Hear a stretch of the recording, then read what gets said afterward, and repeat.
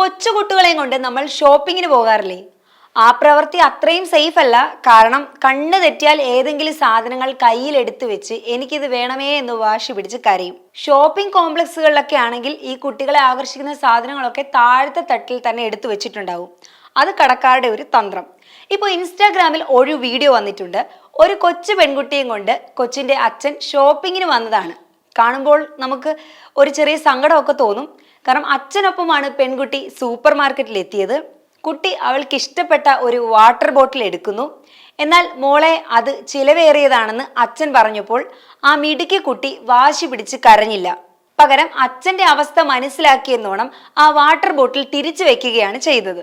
ഇൻസ്റ്റാഗ്രാമിലാണ് video പ്രത്യക്ഷപ്പെട്ടത്. ദശലക്ഷക്കണക്കിന് ആളുകളാണ് വീഡിയോ കണ്ടത്.